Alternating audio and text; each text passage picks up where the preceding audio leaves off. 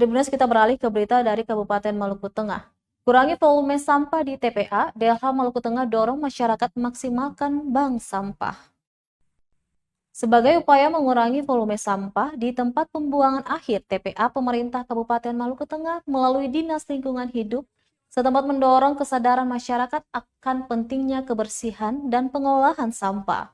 Sejumlah program digalakkan DLH dalam mengajak masyarakat untuk berpartisipasi dalam mengurangi sampah, salah satunya dengan memaksimalkan keberadaan bank sampah dan tempat pengelolaan sampah reuse, reduce, recycle yang dinilai cukup efektif sebagai solusi mengatasi krisis sampah.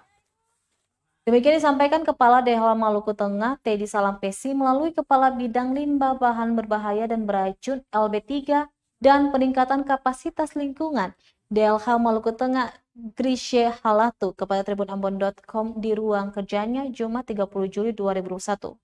Halatu menyampaikan hingga 2021 tercatat sudah 2 ton sampah dihasilkan dari masyarakat dan lembaga, khususnya sampah kering seperti kertas, kaleng, plastik, dan juga kardus. Lebih lanjut, Halatu mengungkapkan bank sampah dan TPS 3R dioptimalkan untuk mereduksi sampah di tingkat hulu. Menurutnya, melalui program ini terbukti efektif mampu mengurangi beban atau volume sampah yang terkirim di TPA, sehingga masyarakat juga tergugah kesadarannya dalam mengelola sampah. Jika kesadaran akan kebersihan dan pengelolaan sampah sudah baik, tentu nantinya volume sampah akan bisa berkurang. Untuk bank sampah induk di Kota Masohi, letaknya di kantor DLH Maluku Tengah, Jalan R.A. Kartini, Kelurahan Namaelo, Kota Masohi. Halatu menambahkan, gerakan pilah sampah dari rumah bisa mulai digencarkan untuk membangun kesadaran masyarakat memilah sampah rumah tangga, di antaranya sampah organik dan yang bisa didaur ulang, di mana sampah yang sudah dipilah oleh masyarakat akan dikumpulkan ke bank-bank sampah. Tanpa dikelola pun dari hasil bakunya itu bisa mendapatkan hasil.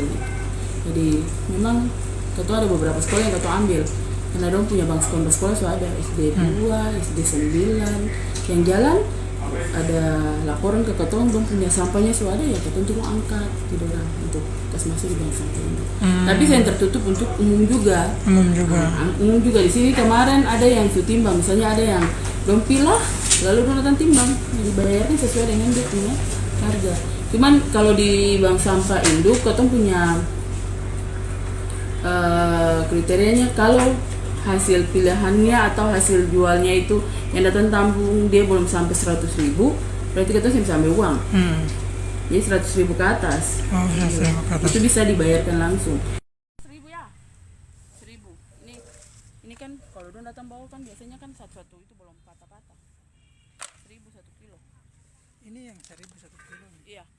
Sama dengan gen oli di belakang sini kak kemarin.